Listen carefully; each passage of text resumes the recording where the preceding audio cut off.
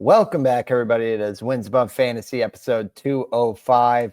We are talking draft, Steve. We're underway. Got TGFBI, several rounds in. We're going to be talking about the trends we're seeing, how we approached our teams, get into some pick psychology here. It's always one of the best moments of the year when you hear the chime that you are on the clock and you kind of get your first little bond with a team you're going to be managing all year. So can't wait to get into it. I'm Van Burnett. He's Steve Gesuele. We're happy you guys are joining us. Steve, I'll let you say it because the calendar's flipped over here. Yeah, we've been waiting for it. This is March. We're finally here. Shout out John Rothstein. It's the best time of year. This is Christmas for us. We wait all winter long. This winter by us was just absolutely brutal. There was seemingly snow like every week. November snow. Yeah, it's exciting. I know we do. We're sickos and we do drafts basically all during that time, but um, this is it. This is when home leagues start. This is TGFBI. You start seeing a bunch of people in the industry tweeting it out and talking about it. It's a great thing that Justin Mason puts together. Honored that I couldn't have ever imagined being a part of it. So just super special from that end. And it's the kickoff of draft season. It's for a great cause too. Um, so it's just a special time of year. It'll never get old for me. And the fact that I'm able to do this and be in a draft with guys that I grew up reading. Couldn't have imagined ever playing in a fantasy league with Michael Salfino, and here I am, in the same draft room as him. It's crazy. It's an honor and it's super exciting. March is the best month of the year. There's a lot of reasons, but the fact that fantasy drafts take place in them, baseball fantasy drafts take place in them, is the best reason. Yeah, it is. It's a cool thing that I'll never take for granted either, Steve, that we used to listen to podcasts around the industry talking about TGFBI, and it was like, what kind of like rounders poker game is this? Where like, how do I get in there? And now we got the nod, baby. So it is a lot of fun, but the theme for anybody who has not followed WAF the past couple years, Steve and I have been in purgatory in our TGFBI leagues where it seems like we're always kind of in that. I mean, Steve, you've probably gotten a touch closer. Is there like a fifth, sixth? I've just lived in like sixth, seventh, eighth place. I, So I could I I'm could picking a pull up new my approach. my history here, but they're not. It's not great. Nothing shiny. Last year or the year before, I started off really well, like, and was top 10 in like June, things like that, and then completely Yeah. fell off. I got my Um, bragging rights on the Raz Slam side. So yeah, maybe in I season did win a management. Raz Slam too, so better in Yeah. that format. Yeah, I finished sixth last year. That was my best finish. Sixth, eighth, 12th, yikes. Eighth, and then I don't know if I did it the year before, and then sixth. Yeah, so definition of mid. I guess more top half than not, if you want to look at silver lining, but not good. And honestly, like and not to use this as an excuse, but it's in season management for me. It's Uh-huh. Yep. Yep. one, not necessarily being that good at fab in a weekly league. Just that it's not the format that I grew up playing or play the most, and I don't do high stakes or anything like that. Um, I do a handful of NFBC leagues, but nothing like some of these guys that Right. make a living off this stuff, or could make a living off this stuff too. But yeah, the in season management has to be better as far as like just one. Okay, now I'm comfortable in placing waterfalls and knowing how this format works better over the years after doing it. Yep. But then two, also just making sure that you carve out the time to do that on the weekend. And as we get older, that's harder to do. But Yep. not an excuse, but definitely room for improvement. And a top three finish would even be a nice thing for me. But it's a you're not going to get any free wins with playing with guys like this. That even though it is technically a free league, it's ultra competitive, and to win it would be probably it is no small accomplishment, even just winning a league, right? Oh yeah, for sure. I mean, it's industry sharps. It's very competitive, which is what makes the show fun because we are giving you guys kind of the pick by pick and the trends of the people that spend the most time doing this. And the format is a little unique in that because it has kind of like the overall attached to it, it tends to be a format that goes puts a premium on upside and volatility. I think it's like one of the formats where you might see strategic zigging where others zag. I think it's one of the ones where it's like you're not shocked if you see Tarek Skubal go in the top 5 picks. Spoiler alert, that happened in mine. I know his ADP's up there this year, but even in past years, you've seen like pocket aces, tactics that just feel a little bit unexpected because people are trying to get an edge any way they can. So yeah, I'm excited. I did finish 6th last year, and that was my highest one. So the arrow's in the right direction. But yeah, Raz Slam 2024 was the year where I was number 1 in the overall until like the end of July. And I was like, what's going on? But then it all kind of came crashing down. So Steve, do you want to briefly hit on format of TGFBI just to calibrate the listeners? And then we'll rip the Band-Aid and just start talking about our picks, the draft room, what's caught our attention, all that good stuff.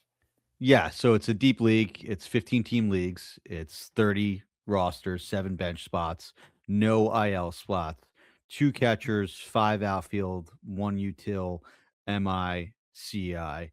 Um, 9 I think pitchers, no 9 relief pitchers. Yep, or no, starter all pitcher designation. slots. Yeah, Yep. and standard 5x5 roto for the scoring. So as standards as you can get for the scoring, and think about probably the deepest league that the average fantasy player plays in, and the biggest twist is that there's no IL spots and weekly moves. You have to set your lineup on a weekly basis. You can move hitters in and out on the weekend. Pitchers are set The whole week. when their game starts. So, lineups lock essentially player by player when their game starts, would be that a Monday or a Tuesday, whatever you have you there. Yep.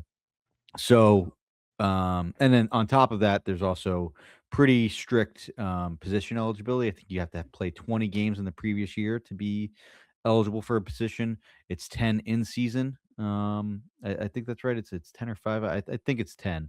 Yeah, I think it's 10.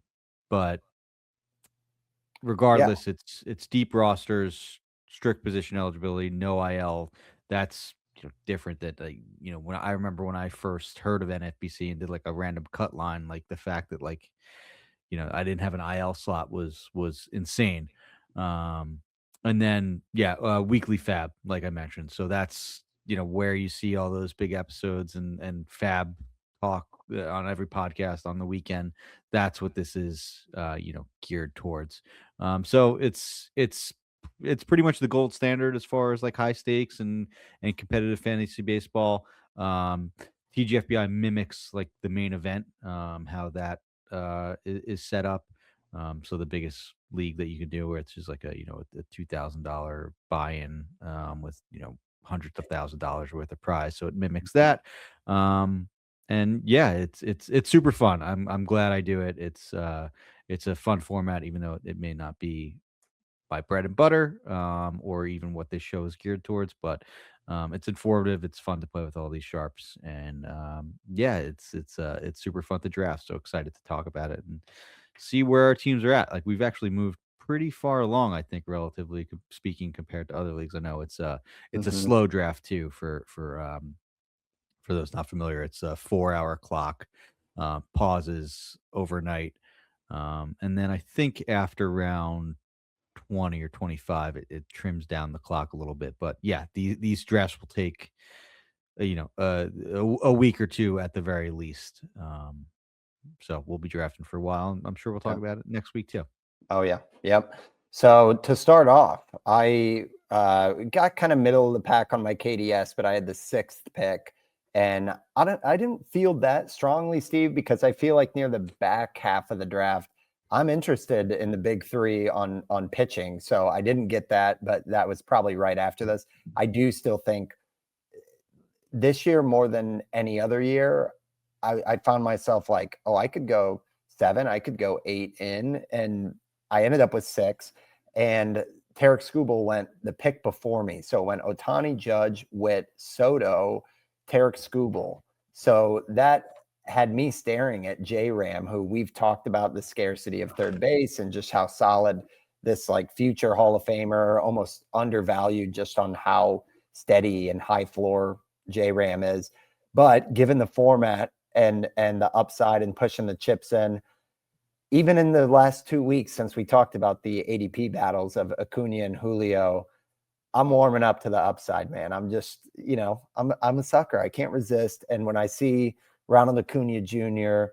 stealing bases in spring, I had not realized that he nabbed like 11 bags in 16 games in the Venezuelan Winter League. So that was on my radar. And it's just like, okay, if I'm looking for a guy that could truly pop and maybe give me a shot at like, going big in this league, Acuna could pop off a season that could be like fantasy number 1 overall. And that's upside I didn't think J-Ram had. I had no interest in like a floor play given the format. So I went Acuna first. Would love to hear your thoughts on that. I'm just skimming the rest of my first round. Kyle Tucker went 9th.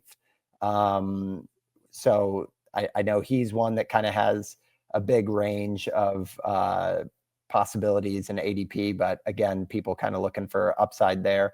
Tatis went 12th in my league. Cal Raleigh went 15th. So just all 3 of the big 3 pitchers went.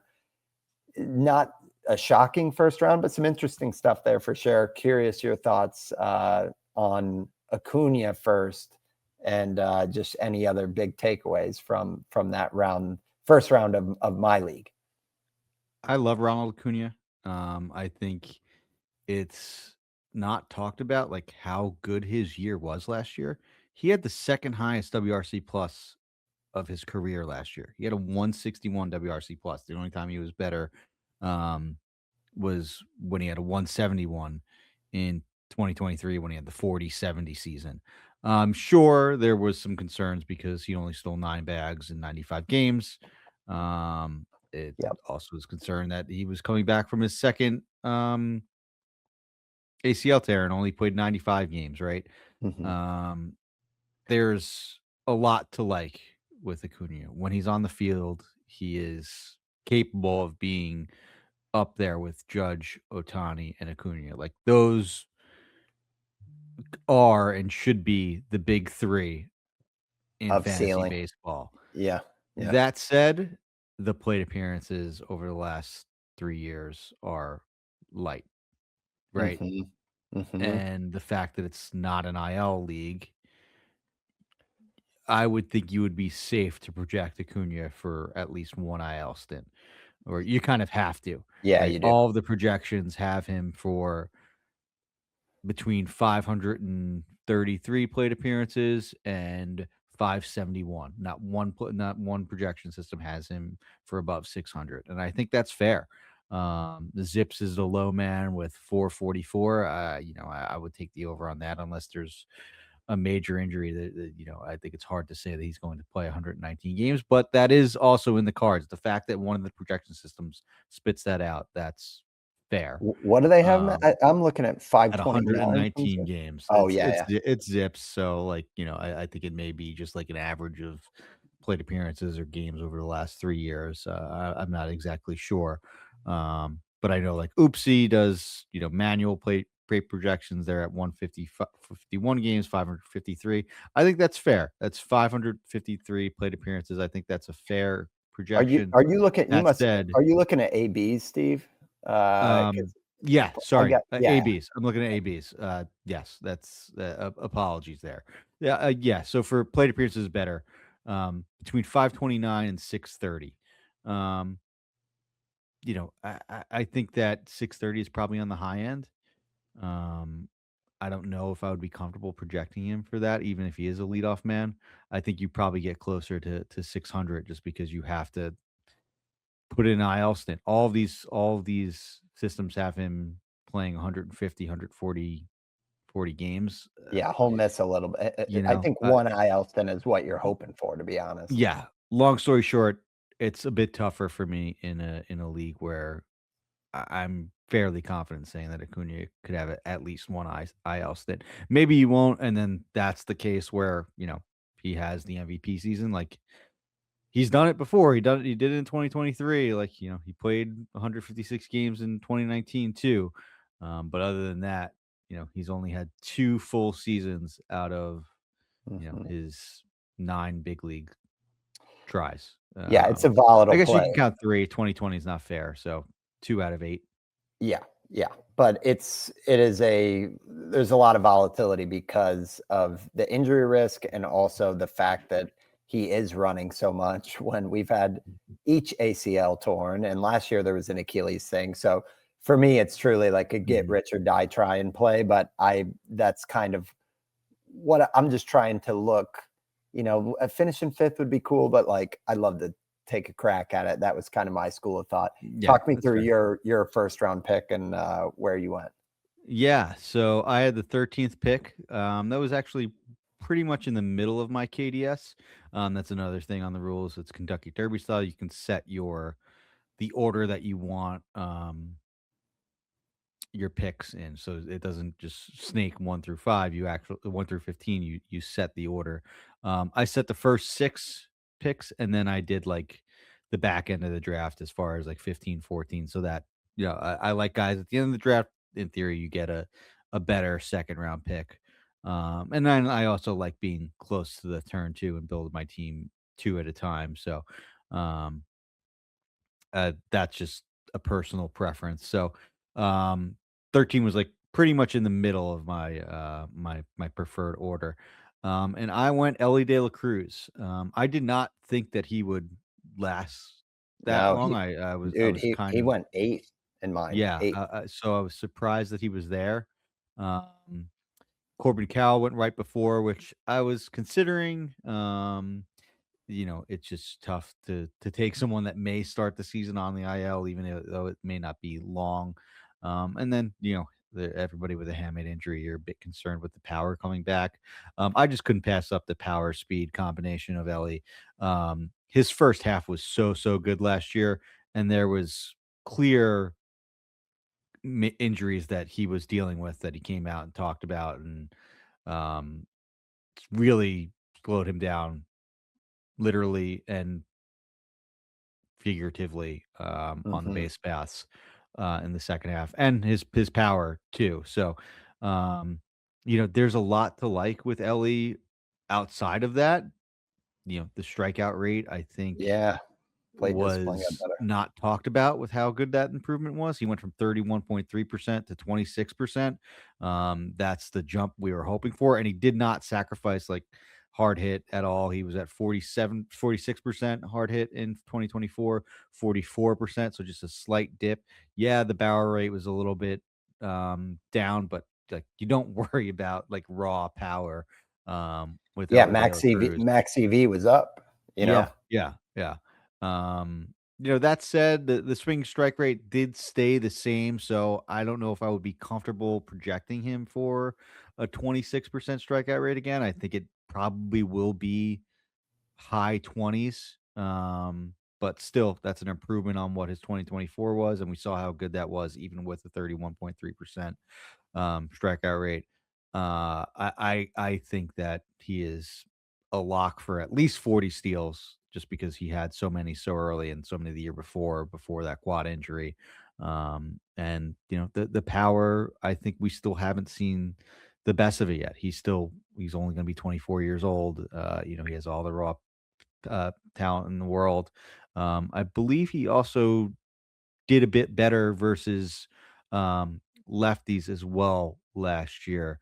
So some slight improvements there, and gained some bat speed on that side too. I know that was a big thing that everybody talked about his splits as far as as a lefty or as a Mhm. righty versus lefties.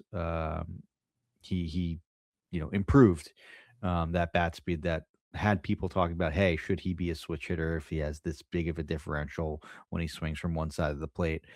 So that's nice to see. I just could not pass him up. I was choosing between him and Kyle Tucker. Kyle Tucker went the pick right after me. Um, but I just wanted to bank on the steals and the power. I know that Kyle Tucker in Los Angeles uh, has the potential to have 250 combined runs and RBIs, but he also has probably more injury concerns than Ellie, right? Yeah. Like Yeah. Ellie played through everything. Tucker, I know there have been some freaking injuries and stuff, but I think that Tucker is basically a lock for 60 combined homers and RBI steals. I think Ellie, his floor is 60 homers and Yeah. RBI and steals. Yeah. That's an With a interesting chance side for, by side. you know, Yeah. Yeah. 75, Because 80. you're trading a little bit of batting average, Mhm. and then like you said, the runs plus RBI, but you're winning on the home run steals. And I think even with the Dodgers context, there's still an Ellie ceiling that's just like berserk, like something that looks like it's out of a video E game E where it's Ellie's like had 30, 100 70. runs the last 2 years too. He had 105 and 102. Yeah. And he's gonna be batting. I don't think he's gonna be batting leadoff. They have him in the middle of the lineup, 3 or 4, so that should help his RBI totals, and the fact that he steals bases also helps the run total too. Yeah. And that Reds lineup is probably the best he's been in so far, right? They got Suarez back. Sal Stewart looks like a really good Yeah. prospect. No Elly Marte took a step last year. Matt McLean looks healthy, He so looks good. McLean looks good. yeah, So yeah, I like it. I think you got him at good value there. To me, it's less left-right splits and more like home and away. Like there's a big OPS drop, obviously, but you'd expect that with Cincy or Coors, like any sure, guys like that. yeah. But yeah, I like it. So any other weird trends from your draft board, Steve? You also got to drop that screenshot in the rundown for me because we're getting locked out on trying to view your board. Sure, sure. Let me throw that in there. Yeah, Cal Riley went 17, 18. He went 19th, so he went a bit later. Gunnar Henderson went 15, which I do He not went early hate. in Like, mine. Yeah, he went early yeah, in like mine as I well. think that's a lot of the sharps are aware of the fact or keen to the fact that that Gunnar basically played through a shoulder injury all last season and was not right like from jump with you know uh being hurt in spring and having a slight delayed start with that oblique, and then also dealing with something in season as well. So Mhm. um yeah, it's interesting to be in that room and see that go on. Lindor went 17, so not too much of a concern there. I actually took him 17 in Raz Slam. I know you're asking first round, but it's funny. The pitchers went back to back to back. Scooble went 7, Skeens went 8, Crochet went 9. Okay. Wow. Yeah, Skeens and Crochet went 13, 14 in my league. So that's interesting. Okay. So we'll swing back to my draft. So I got Acuna as my base, and you fast forward another 15, 20 picks, and near the back of the second round, this is where I busted out the shock of the century, Steve, going with Mason Miller as my second overall pick. So this one is as off-brand. I mean, don't pay for saves has been a WAF philosophy and my own for a long time. But again, going to the TGFBI history where it's like I finished 10th one year, I finished 8th, I finished 6th. Every year, what bites me, and it's kind of not only knowing the league and the format, but also knowing yourself as a manager. Like people were stashing relief pitchers 3 weeks before they got the job. And it just was such a pain to try to chase. And I kind of looked at the board and basically there were really good starters available. Hunter Brown was available. Yamamoto was available. Christopher Sanchez, guys I really like. Brian Wu, which by the way, Steve, I was beaming to see Nick Pollock had him as the number 4 pitcher in the SP 400 ranks because going back to the too early mock draft in October, he was our first SP1. So we were early on that. So I liked all those guys, but the difference was I feel like after the big 3 for pitching, there is generally a wide tier of SP2s that I would be comfortable, or I'm sorry, tier 2 of starting pitchers that I would be comfortable Mhm. as my SP1. Now, right after I picked, Hunter Brown, Yamamoto, and Sanchez went back to back to back. 2 picks later, it went Logan Gilbert and Brian Wu, and I was like, oh man, holy smoke. So I looked up, and then round 3, I had a long look at Chris Sale, and I was like, man, do I want to go relief and Sale, or do I just want to bank more hitting? So I ended up going with the hitter. But I want to briefly talk about Mason Miller, because obviously everybody knows guy is an absolute stud. He should be the number one relief closer off the board, in my opinion. But I like to have auction calculators up on these weird formats, just because I'm not used to 2 catcher with a middle infield and a corner infield. I won't let it like overly sway me. I'll talk about that It later. keeps on the guardrails, right? It keeps on the guardrails big time. And so when I was looking at those other pitchers, let's grab. So Brian Wu was a really interesting one, because after the big 3, Wu's value on this league setting is $27. So like Garrett Crochet is $32. So a $5 drop. But then that next big bunch goes from like $23 to $19. And then you can go all the way down the page fold, and it gets down to like $13. So in other words, the SP4 has double the value of SP26. And so in the back of my mind, I'm like, okay, there is a drop off, but there's still value as you get deeper into pitchers. It's of course a deeper pool of players. When I look at Mason Miller, who is a $19 valuation, like not extremely far off from some of the pitcher contention, like $3 less than Logan Gilbert is kind of in my mind. And then when you get to the bottom of the page fold on relievers, it's $3.80. And Mason Miller is a $19 player. And some of that is around strikeouts, but a big part of it is ERA and whip, where some of those ratio savers, like I believe I had Logan Webb last year. And as much as I was a Logan Webb fan and talking about how the volume kind of gobbles up, accumulates strikeouts, Webb is a high whip guy. And that just like constantly you're trying to accommodate for that out of your ace. So this was my wild card play. I'll keep you and the listeners posted, more abbreviated than this throughout the season on how this experiment is going. But this is the year that I'm not going to stress about relievers. And I'm really excited to see if I get a couple good ones. How much does it help my ratios? And do I never have to worry about saves again? Because I don't hate it as much as I thought I would hate it. But that said, I can't believe I drafted a closer in the second round. So how shocked were you on that one, Steve? I mean, based on like this is common practice in these leagues, um, especially a guy like Mason Miller. Like Mason Miller went 30th in my league. He went in the second round, the last pick of the second round. But this is where these guys go, even if they're not as good as Mason Miller. Like Mason Miller helps you in strikeouts too. He's at 104 strikeouts total the last 2 years running. So in each year, right? 104, like in 104 out of for a reliever that pitches 60 innings. That's unheard of. And you need for you to win saves in a league like this, you need like 100 saves. So I'm not saying I have to win it on the roto, but Miller gives me a good foothold toward like 30 plus. Yeah. It's not. It's long story short. It's not shocking for me. Like Edwin Diaz went one pick. There are 2 picks before, so 2 closers in my league went early. Edwin Diaz, I see that as okay. That's the say, like, not that Diaz hurts you in strikeouts either, but I don't think he's going to get 100. That's the trade-off, though. He should get more saves. But more saves is the trade-off, and I see that there as well.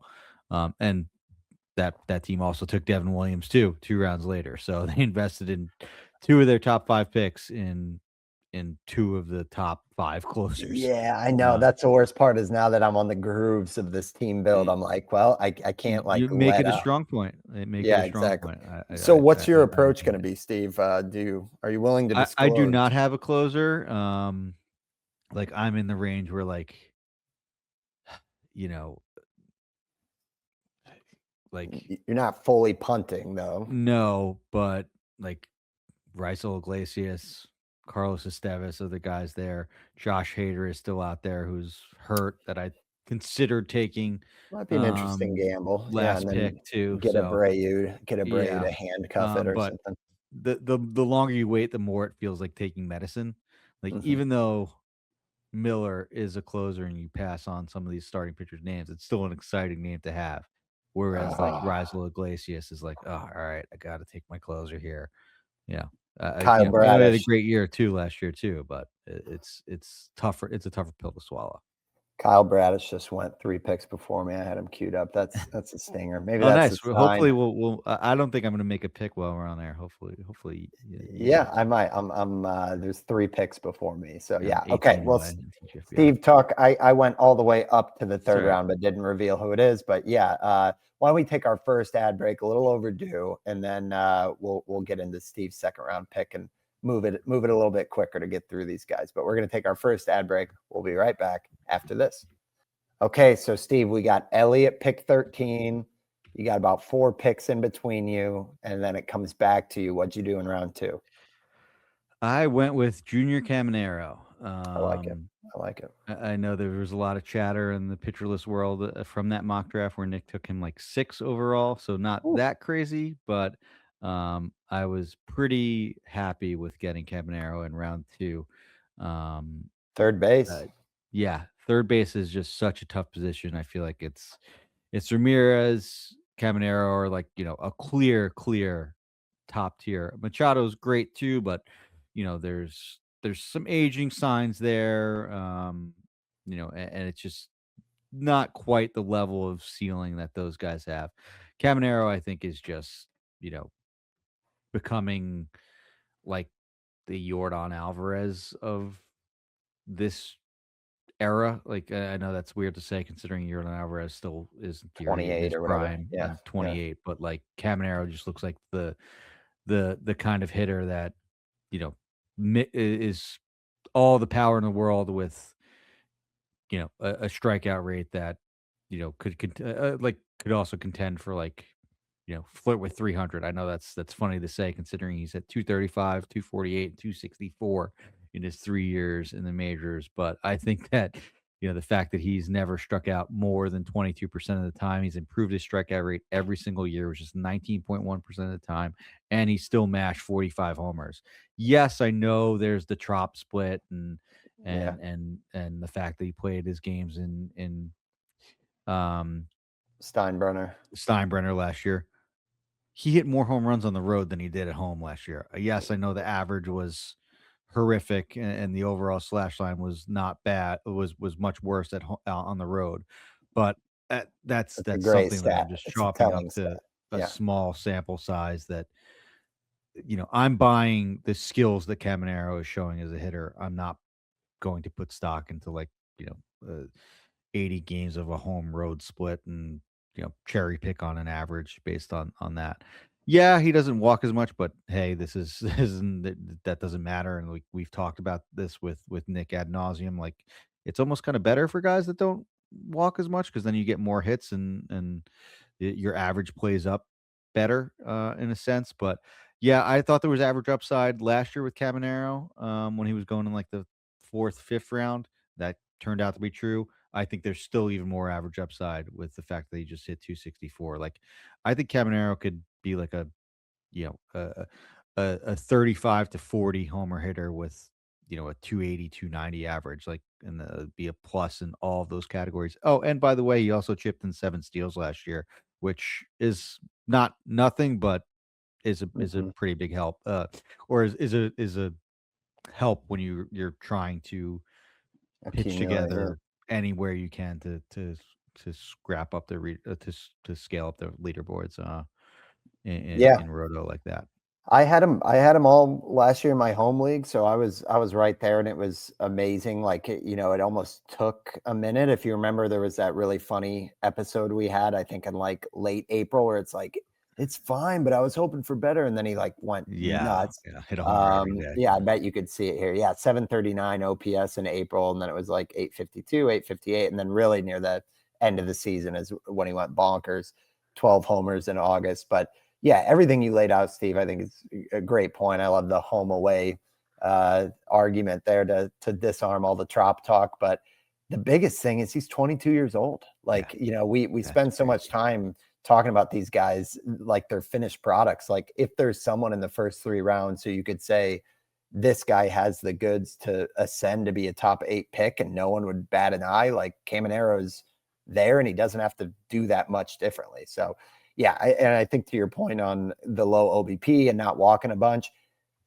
he's a good mold for that because he's not like a huge base stealer. Like Acuna, for me, it's like, okay, he walks 19%. That's going to dilute the batting average a little bit. But every time he's on base, he might steal a base, which that's not the goods for Caminero. So, yeah, I like that. Were there any other big trends that jumped out in the second round elsewhere in the league for you? The fact that Riley was still there was pretty surprising for me. Like, I had to pass on him. Like, I've talked about it, how I didn't envision myself having many shares of him, and if I'm not taking him at pick 17, I'm not taking him anywhere. Yeah, I mean, 2 more pitchers went in the second round for me, Yamamoto and Sanchez, and then the 2 relievers. So a little bit light, I guess, maybe on pitchers, but the fact that what about Zach Neto? Whew. Yeah, Neto went early. I mean, I get it, I guess. Like, it's a young, interesting bat with upside and just had a 30-30 season, right? Right. He's exciting. And I think kind of checks at least 4 of the 5 boxes, right? With homers, steals, runs, RBIs. He only played 128 games last year and still had 82 runs. I don't hate it, and it's also like Caminero, like he was only 24 last year. Like there's definitely some room for growth. Yeah, that's a good point. I for some reason don't peg him as much as like the rising up and comer, but I'm also used to kind of like a home league that translates to similar like points categories. So I usually knock him for plate discipline. That's not really a factor in this league. No. Okay, well, swaying back to me, like I said, I spent time looking at Chris Sale and I wanted to pull the trigger. I don't know if it was a double Braves thing with Acuna or what, but and I just grabbed a pitcher. So I thought, let's get some stability, and the fact that Acuna runs, as hopefully, if it goes how I'm hoping, the steals are a huge plus for Acuna. So I went and grabbed Ketel Marte in the third round for just high floor, steady. I mean, now I do have 2 guys that are a little bit of injury risk, so that is concerning, kind of going for broke. But Ketel Marte, again, Steve, I've liked him for a couple years. Oh, yeah. I bought the breakout. Bought the breakout year before last year when he was on the field. None of that dropped off. I mean, it looks like that kind of mid-career power renaissance is legit. And yeah, auction calculator wise, again, he's the top second baseman at $25, and you go 6 picks down at second base and it's $12. So it's a pretty what steep projection system? What projection system are you using for your auction calculator? I usually do ATC for bats and oopsie. If I can think of it, switch to oopsie for pitching. Sure. So yeah, Ketel is after him, it's like Jazz, then Bryce Terang's in the high teens. And then, once you get to the 4th second baseman, you've dropped from $25 player down to 16. So it's a sharp cliff, but I don't know that there's that much exciting to talk about Ketel Marte, other than the fact that you're hoping for health, and he kept all the gains last year that were crazy and almost unbelievable in 2024. So Ketel Marte, 32. Not sure if you got any thoughts there, or if we want to go to your third round pick, Steve. No, I think just an interesting thing for me, Jazz Chisholm went in the first pick of the second round for me, which is kind of surprising. Oh, and wow. then Marte went in the middle of the third. So right in line where you got him. But yeah, I mean, I think there's, second base is arguably, I know we talked about third, but second base is arguably the toughest position out there. So I have no qualms whatsoever with taking Marte where you did.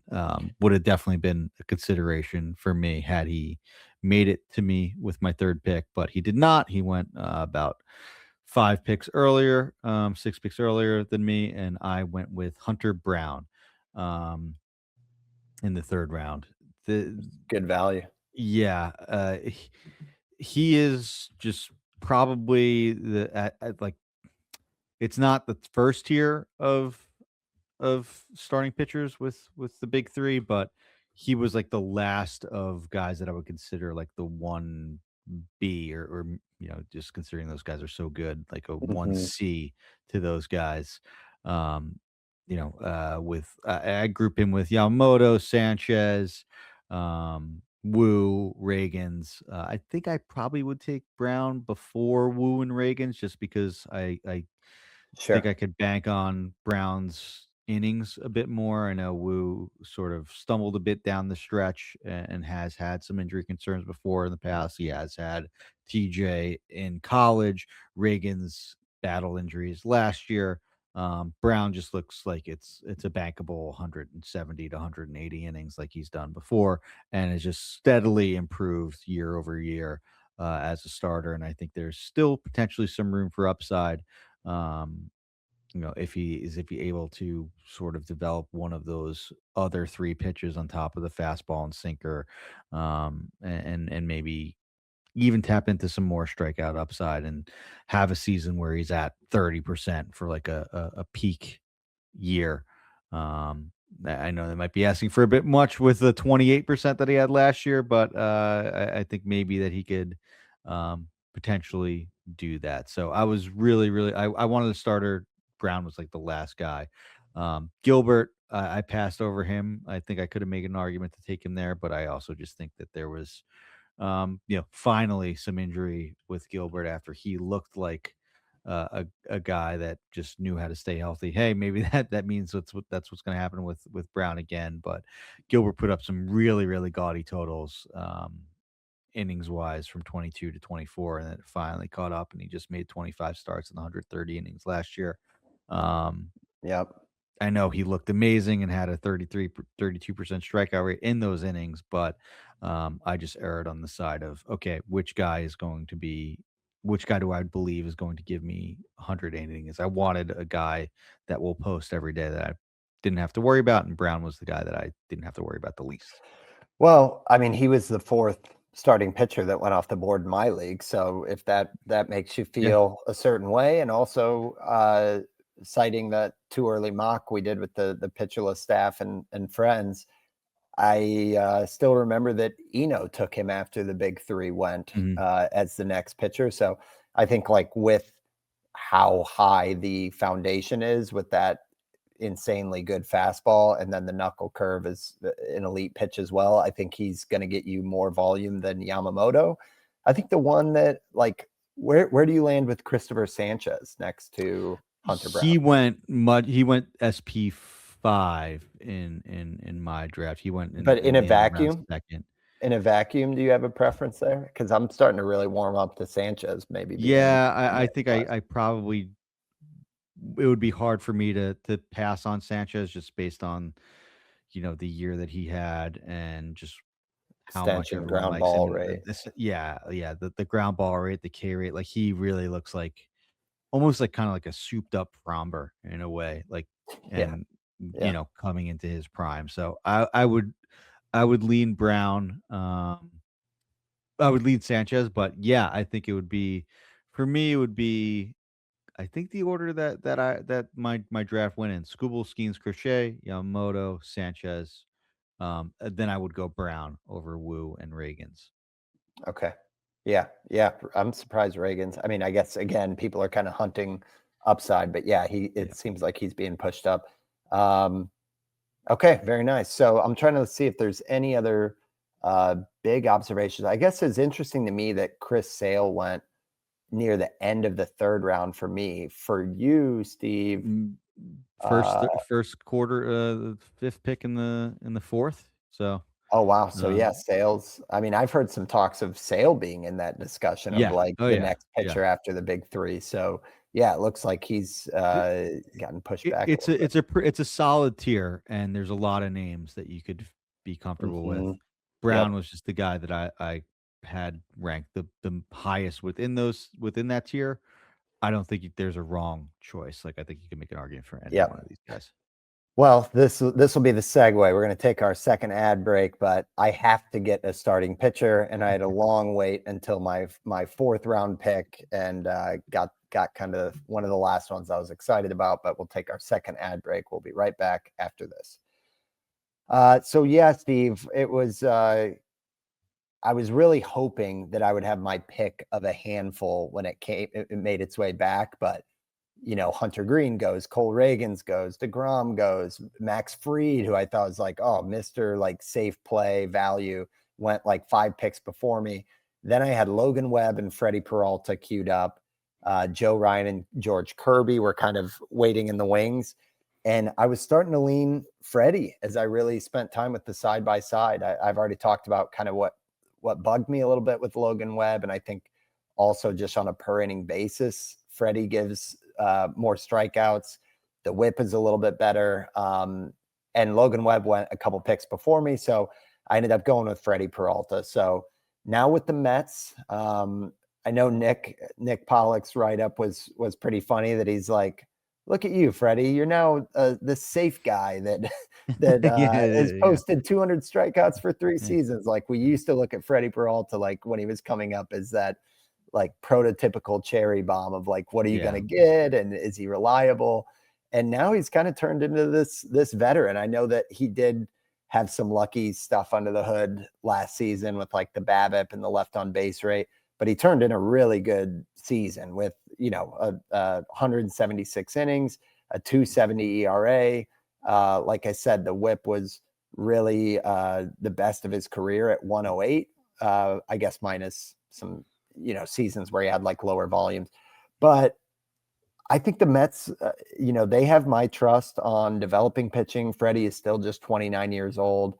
I don't think he's going to give the volume that like a Logan Webb will, but I think 170 innings, 200 Ks, mid threes, and the hope is a whip under 120 doesn't feel out of bounds for Peralta. And I will say that, whether or not you would push back on this, Steve, I did not want to call George Kirby my SP1 and Joe Ryan. Sure. I know a lot of people are like Joe Ryan truthers, but there's like wins total concerns as well that Freddie should get some wins with the Mets. Ryan's like currently hurt too, dealing with a back injury, right? That's I know right. It seems minor, but yeah, but you never want to draft somebody when they got the little D on the read it note.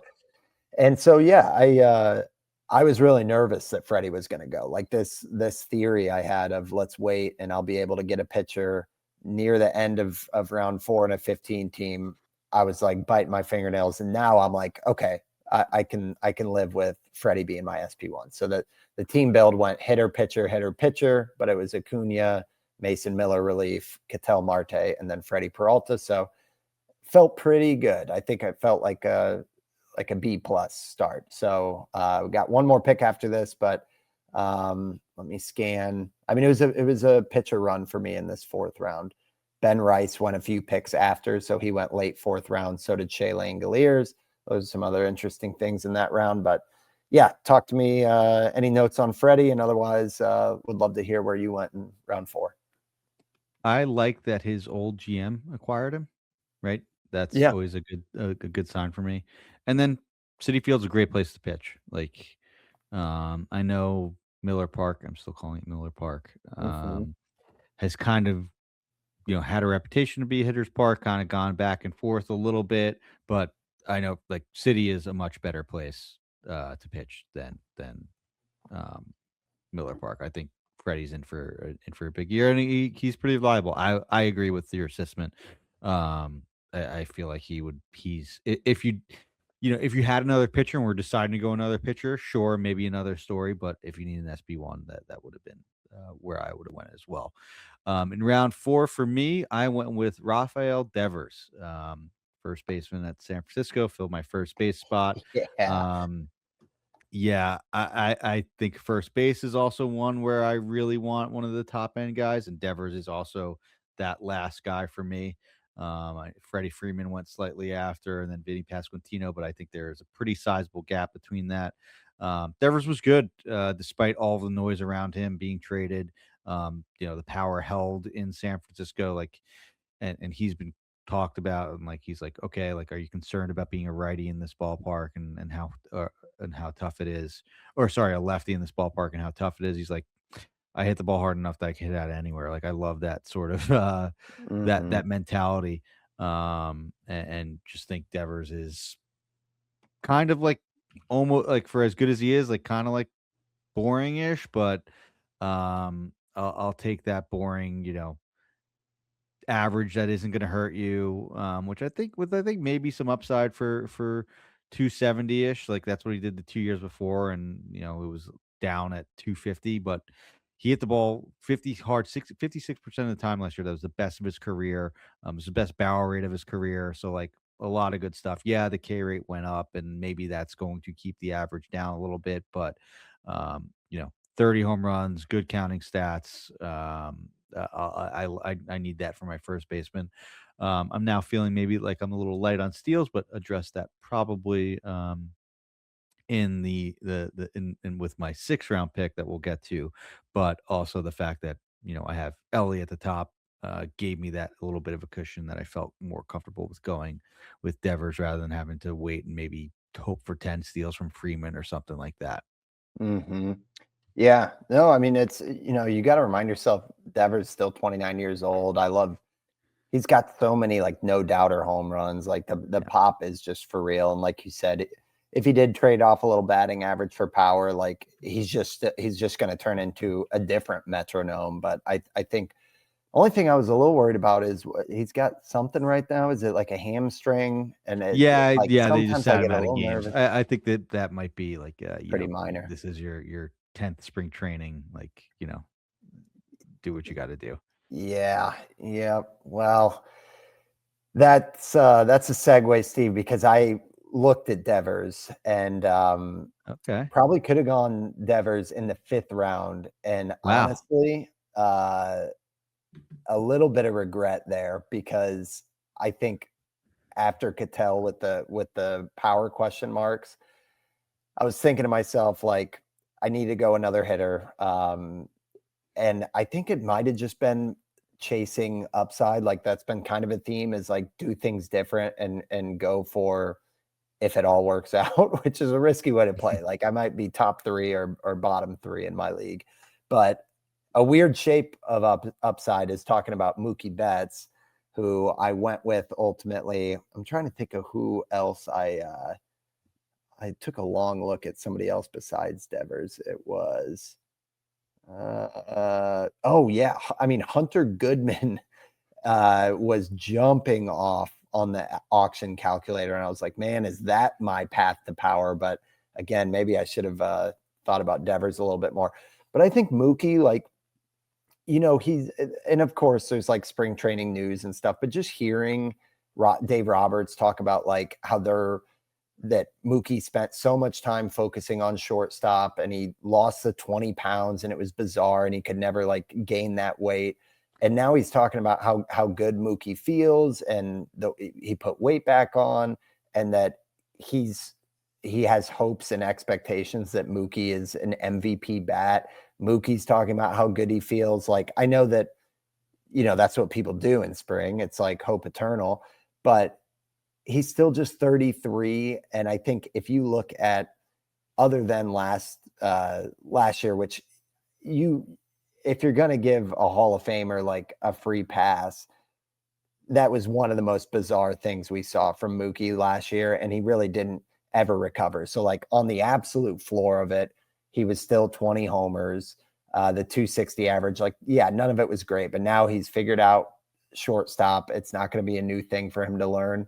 And every other year recently has just been like a 200 plus ISO. Like, I think the hope is if Mookie is any semblance of the guy that he showed us for so long. I mean, 2023 was the year where he had 39 homers and hit 307. So it's addressing a deep position. So I feel like because of the scarcity, it would have felt a little bit better to have first base acknowledged with Devers. But I think if Mookie pops off, this is kind of like a modern day sleeper that you're getting a guy in the middle of the 5th round that we know for a fact was like a top 10 player in the league 2 years ago. So how much has he deteriorated? It's a gamble, but I'm excited. So I don't hate the pick, but I do think hearing you talk about Devers, like I maybe should have given that an extra thought. But thoughts on Mookie? Is he full do not draft? Or are you with me on some hope for a bounce back? I absolutely love the pick, man. I was about to take him, but I realized I had Elly at short, um, and I went Devers instead. He fell to the middle of the fourth round to me in my league. So shortly, he was the next hitter taken. It was a bit of a closer and pitcher run. So kind of validated in the fact that that was my toss up, but it Yeah, just happened exactly. that I had a shortstop, or else I But you would have think the taken him. fade? You think the fade's Dude, gone too far? yeah, like so much went wrong last year. The fact that you can't gain weight, like you talked about how you couldn't gain the weight in season. Um, you know, learning a new position, working on that all off season. Probably had he not gotten sick and lost all the weight, um, also maybe would have affected the numbers, right? That said, you know, uh, this is Mookie Betts. I think he is going to have a monster year, It's and pick 66. Like, are we yeah, getting that old that Mookie is 66th off the board? Like, yeah. Yeah, I think it's age bias, and you also just got a share of the Dodgers lineup now, in the exactly. fifth round, in the fourth round. Yep. Come on, that's a no Yeah. brainer. Honestly, I'm kind of regretting not doing it and just having that as my MI, and then figuring out the position issues later. Um, you know, Yeah. yeah, Yeah. I think Betts is in for a bounce back year for sure. Well, it's a good home for bats at this spot of the draft because again, like so after right before it was Joe Ryan and George Kirby that I mean, I'm not like vehemently out on those guys, but then Dylan Cease went. I gave him a brief look too, but after getting Mhm. Freddie, I wasn't going to do it. No other starters went the rest of the round, but Devers went, and I'm not out on Jackson Merrill. I don't hate Geraldo Perdomo. I think he's sneaky, especially in points leagues. 5x5 is not his best format, but yeah, Bellinger. Like I just think this range of 60 Mhm. to 75 has some really solid bats that you Mhm. can still get excited about. So, talk with me, Steve, on your fifth round pick here. You have made a uh, Mookie was your fifth. Okay, yeah. I went with yeah, so that's I mean, he went in the fourth for me. That's crazy that he fell to you in the fifth. That's Oh, so he went in insane the fourth. value. That makes me Yeah, feel yeah, better. yeah. Yeah, I like that. My fifth round pick was Eury Perez. Eury Perez is like a guy that I'm comfortable with as like an SP1 in like a shallower league and daily league. Um, I love it. that said, I love him as an SP2 in this. I think that he can easily escalate himself into a pitcher that's taken in the first, two rounds next year. Um, I love a guy the second year back from Tommy John. There were some bumps in the road, and it took a while for Yuri to get going, but it's looked like he put it together down the stretch in the second half. There's a reason that he was as hyped as a prospect as basically any pitching prospect could be. So yeah, I'm really excited about Yuri. I liked, I probably could have went with a closer. Ryan Helsley went the pick after. Mm. Um, Helsley just went in my league, dude. yeah, I'm 2 picks away.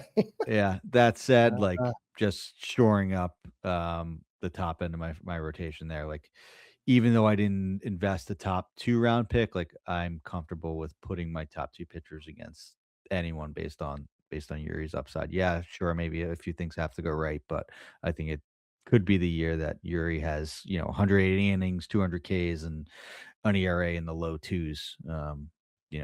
That's not out of the question. Dude, we talked 2 shows ago, I think, about how when we were cherry picking which projection systems have the most accuracy on different categories, we had like 3 or 4 that we were like, "Oh, this one is good at this one, and it projects Yuri well. This one Yeah. projects Yuri well." So, like, yeah, I mean, Steamer has him for 154 innings. They were most accurate on volume. Oopsie was best on ratios, and they have him for the lowest ERA to 359. And I think you could bet the under on that. I would. and they have his whip at like 117. So yeah, I mean, Eury's one of those, and I don't know if it's just like the Marlins young pitcher brand, but dude, 6'8", just like has always had electric stuff. Like I think he is can't miss. The one thing I don't like is I feel like he's starting.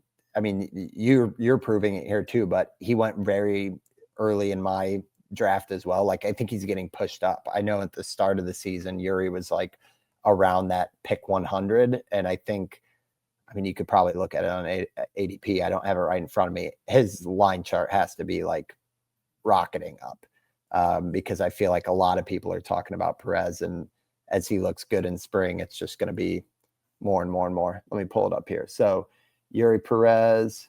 Oh, I mean, it's kind of stabilized. So it looks like, yeah, back in early January, his average was at 99, and now it's 89. So it scooted up 10 picks, but then he's going earlier in this format because, again, everybody's chasing upside, and he could definitely be an SP1 next year, no doubt. Yeah, I'm pulling up Kyle's app here. Another reason to get PL Pro. You see all this NFBC data with how the trends are. Yeah. His min pick is 62, and that was like recently set. So More and more pricey. It's becoming more and more pricey by the day. But that said, I love him as my SP2. All right. Well, Steve, I'm in the hole here. Two picks away. This is your 6th round pick? This is your 6th round this pick will here? be my 6th round pick. So we'll end the show with a little live Q build. But now at this point, I got Acuna, Mason Miller, Ketel Marte, Freddy Peralta, Mookie Betts. So looking at the Q, like based on ADP.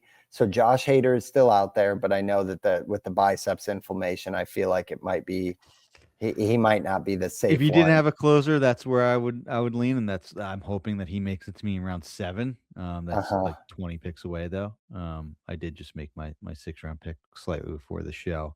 But yeah. So what you have an outfielder, you have a shortstop. I got a second baseman. You probably need to go 1st or 3rd, right? Yeah. Get a corner.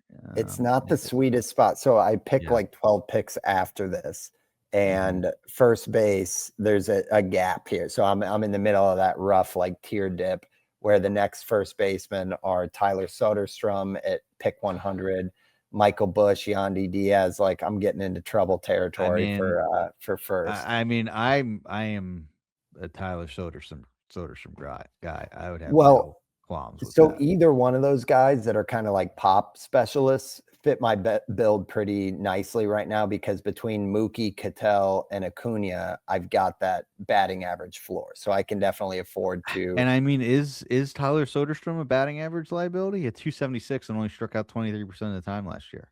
Yeah, that's not a bad point. I mean, I feel like I thought his K rate was higher than that. Yeah, But what was he his? has the reputation to have that. I mean, let's pull. I know XBA is flawed, yeah, but yeah, like at least as a baseline, it was 261. 261. So yeah, it's not brutal on the pop. A BABIP, like his BABIP was 327, so a little bit elevated. But he also does smoke the ball. As far as like his pull, oppo, center. Yeah, it's not like extreme. Like he's not like an extreme pull guy that like you would think that okay, this guy's gonna run a low BABIP because of that. The fly balls, it's at he was their 49% ground ball. So he hit a bunch of line drives last year. Sure, that's probably due to regress, but it's not also like he's just flying out all the time and due for this extreme batting average regression. All the projections have him at 256. 259. I think that's probably fair, but I also wouldn't be like, that's I think kind of a floor, honestly. Yeah. Like I don't think his 233 from like he's a different player from 2024 to the steps that he made.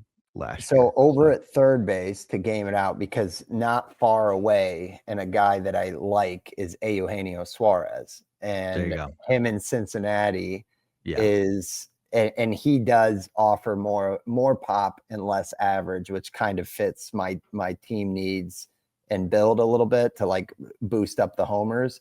So let me beat bop on over to the auction calculator and just do a little side by side. So they have Suarez, 7 third baseman, $17.70 value. And then after him, Bregman goes to 15, then it goes down to $13, $10. Although Alec Boehm is he's a great CI guy because he's going to like pick 250 and he's batting cleanup for the Phillies.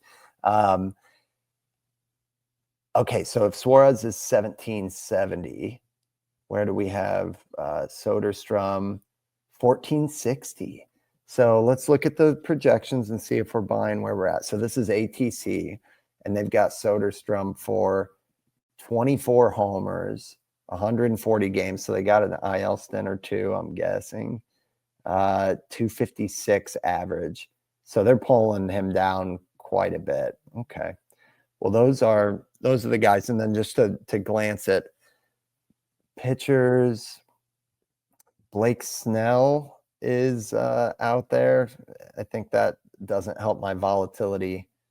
Soderstrom also does have outfield eligibility too, which is nice. It is a little flexibility. Okay. There, yeah. Okay. Yeah. Well, those are my options here. I think I'm starting to lean the big man, Eugenio, but I don't know though. Soderstrom, it's a young man's game. We've talked about it before. Like he could take a big step forward. So I'll think on it. I'll text you, Steve, and if we can remember next week, we'll update the people. But yeah, we're back to weekly, guys. Hope you enjoyed a little behind the curtain on our TGFBI leagues. But I think, Steve, you want to tease what we got coming next week? It should be a very exciting topic. Yeah. What did we talk about? We were talking breakouts, right? Oh, there you go. Yeah. Was that? No, now I threw you under the bus. Yeah, Bold predictions. Right. Bold there predictions. You go. Yeah. We got our bold predictions coming up. So yeah. So always another fun one. Yeah. I also, and not to just to throw it in, I went Bellinger in my last pick. It was my first outfielder. I was torn between Bellinger and Suzuki. Suzuki went the next pick to Nate Schwartz. So like I was like, that's oh, fine man. though, man. I think Bailey's got the upside play there. Yeah, the tiebreaker for me was I just wanted the bank on a little bit more steals just because I went with Caminero and Devers that were light on steals with my last two hitters. So I love the lineup. I love the park. Like I know that Bellinger's batted ball data isn't great, but it's still like I think that he is tailor made. Yeah, and sure, like it's not going to be 35 home runs or anything like that. Just the way that his career has sort of taken shape, but like it's good for upper 20s now. With being in Yankee Stadium, and who knows, maybe with a little bit of home to fly ball luck, it could tip the other way. I know there's flaws and there's points where Bellinger looks, um, lost up there and is a frustrating player at times. But I think it's safe that he's going to steal double digit bases, and I just wanted that contribution there. And I love the lineup. I love the 89, 98 RBIs that he had that I think are very, very repeatable, hitting around Judge, and a somewhat healthy Giancarlo Stanton. Oh yeah, man. I'm a fan of that pick. I mean, the pull air rates are great, which is exactly what you want from the lefty in Yankee Stadium. Like those spray charts are money. So, and yeah, a little bit more steals. So I like that. I did not realize you had another round in there, Steve. Yeah, I did. Cut it short. We're cruising. We're in the middle of round 6, 85th overall. And the fun part is, I know we didn't talk about it because we're one round in, but Steve and I both have Juan Soto as our first pick of Raz Slam. So we're on the Soto train for the. Yeah, I made 3 picks in that league too. Oh my gosh. Yeah. You guys are cruising. I don't think we're anywhere close to that. All right. Well, folks, thank you as always for joining us. We will be back next week to talk. And I already forgot. We're talking bold predictions next week. So yeah, maybe I'll throw in a Eugenio or Soderstrom one. So we'll see how it goes. But thanks guys for talking baseball with us, and we will talk to you next week. Happy draft season. Thanks guys.